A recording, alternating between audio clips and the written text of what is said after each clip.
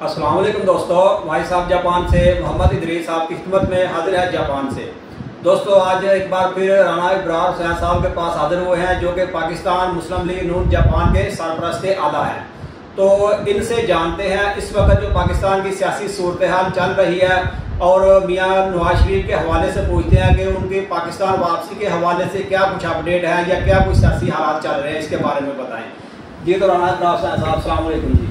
वालेकुम अस्सलाम जनाब। जी साहब आप बताएं इसके बारे में। जी देखें जी, एक तो आपको मैं मुबारकबाद देना चाहता हूँ कि आपको जापान का एजुकेशन मिल गया, तो ये एक बड़ी खुशखबरी है हमारे लिए।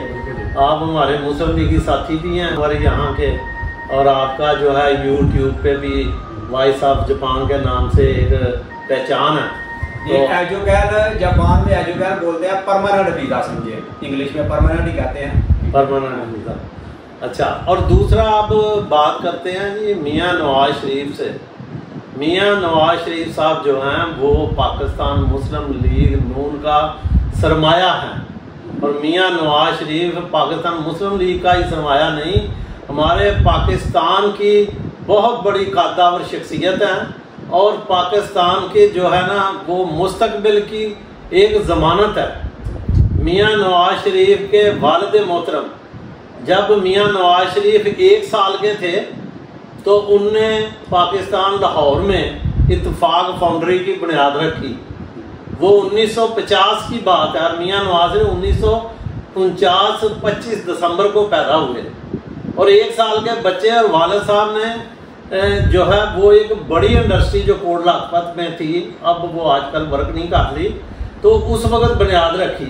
और इनसे मिलता जुलता एक और शख्सियत भी है हमारे पाकिस्तान में कि जो खिलाड़ी था और नाड़ी था, उसके वालिद ग्रामी जो हैं वो भी उस वक्त पाकिस्तान में थे।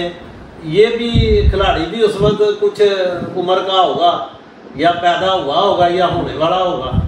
तो बाद में इनके वालिद ग्रामी की जो इत्तेफाक फाउंड्री थी उसको ये जुल्फ़कार अली भट्टू पीपल पार्टी के जो चेयरमैन थे उनने कौमी मलकियत में ले लिया, उन्होंने नेशनलाइज कर दिया उनकी इंडस्ट्री को।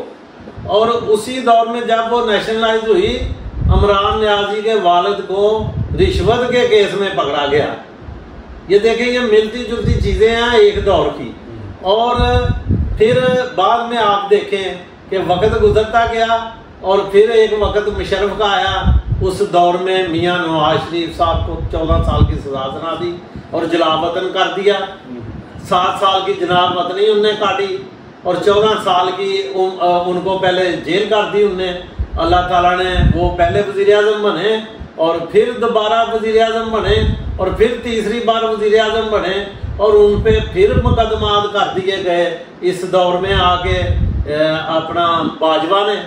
तो ये मियाँ नवाज शरीफ पे जिन जिन ने जुल्म किया है, चाहे वो मुशर्रफ है, चाहे वो कोई और सियासी आदमी है, या वो बाजवा है, या उसके साथ जो सिलेक्टेड उस वक्त सिलेक्ट किया था 18 में, वो सिलेक्टेड वज़ीर आज़म है जो कि खिलाड़ी और नाड़ी था, और उसके साथ जो मुखाफत अमल हो रहा है वो आपके सामने है। मियाँ नवाज शरीफ ने एक बात कही थी जब जुल्म हुए, उन्होंने कहा कि मेरे सामने ये ज्यादती हो रही है। वो देख रहे थे उस ज्यादती को भी, लेकिन उसके बावजूद उन्होंने कहा कि मैं अपना मामला अल्लाह ताला पे छोड़ता हूँ, वो सबसे बेहतर जो है फैसला करने वाला है।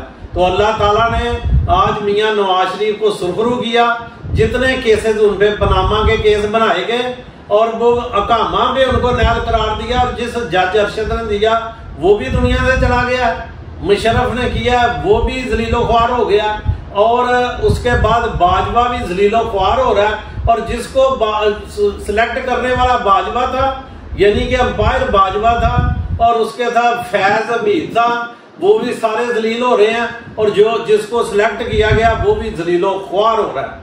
यानी कि नियाजी जो है उसका बैंड बाजा बमय, उसकी जो फैमिली बज रहा है इस वक्त, तो मियाँ नवाज शरीफ का बैंड बाजा इस्तकबाल के लिए बज रहे हैं, लोग इस्तकबाल की तैयारियां कर रहे हैं, और मियाँ नवाज शरीफ के केसेस उनके आने से पहले नैब ने तस्लीम किया है कि मियां नवाज शरीफ को उस वक्त के बाजवा ने और उस वक्त के वजीर आजम ने प्रेशराइज करके जजों ने फैसले गलत किए और ये बेगुनाह थे और इनसे प्रेशराइज करके हमसे भी उस वक्त के नैब से भी फैसले कराए गए। तो मियां नवाज शरीफ जो है वो ने अपना फैसला अल्लाह पे छोड़ा और अल्लाह ने मकाफात अमल के उस सर्कल को चलाया और उन्हीं लोगों को जलीलो ख्वार कर दिया जो मियां नवाज शरीफ को जलीलो ख्वार देखना चाहते थे। क्योंकि अल्लाह ताला कहता है वह इज्जो मंतिशा व तो जिलो मंतिशा, मैं जिसे चाहूं इज्जत दूं, जिसे चाहूं जलील करूं।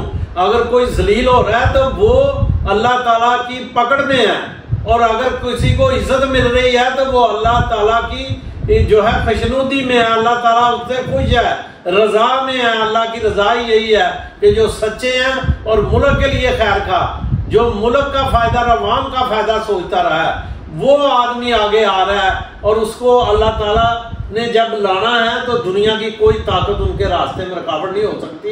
मियां साहब इंशाअल्लाह ताला इंतखाबात की कैंपेन खुद करेंगे और इंतखाबात भी जल्द होंगे। अगर तो 2023 में अक्टूबर में हो जाए तो फाबिया बहुत अच्छी बात है। अगर किसी वजूहात की बना पे इंतखाबात अगले साल भी जाते हैं तो मियां साहब मौजूद हैं। मियां साहब ने इस बार हक और सच का जो बोलबाला है ना वो करके दिखाना है, क्योंकि अल्लाह ताला ने उनको मौका दिया है। और ये जो डुगडुगियां बजाते थे, ये बाहर में जो यूथिया है उनको तो यूथिया नहीं, यूथिया से मिलता जुलता कोई लफ्ज कहना चाहिए। वो यूथिया नूं अकल आ जानी चाहिए कि तुहाडा जिहड़ा जिहदे पिछे लगे सो वो दुनिया का सब तो बड़ा झूठा अनकरीब जिहड़ा वो दोबारा गिरफ्तार हो रहा और तुसीं जिहड़े कहंदे ना रैड लैन और रैड लैन जरा करके वहाया जे ते फिर तुहानूं लग पता जाएगा कि किन्नी भी 100 हुंदा है। जी, तो ये राना अबरार साहब थे, पाकिस्तान मुस्लिम लीग नून जापान के सरपरस्त आला, जो मियां नवाज शरीफ के हवाले से अपने बातचीत कर रहे थे, बता रहे थे कि इंशाल्लाह जल्द ही नवाज शरीफ साहब पाकिस्तान आएंगे और इलेक्शन में हिस्सा लेंगे। बिल्कुल। तो ये वीडियो बस यही तक थी। वीडियो अच्छी लगे तो इसे लाइक कर दे। मिलते हैं अगली वीडियो में, तब तक अपना बहुत ख्याल रखें। पाकिस्तान जिंदाबाद।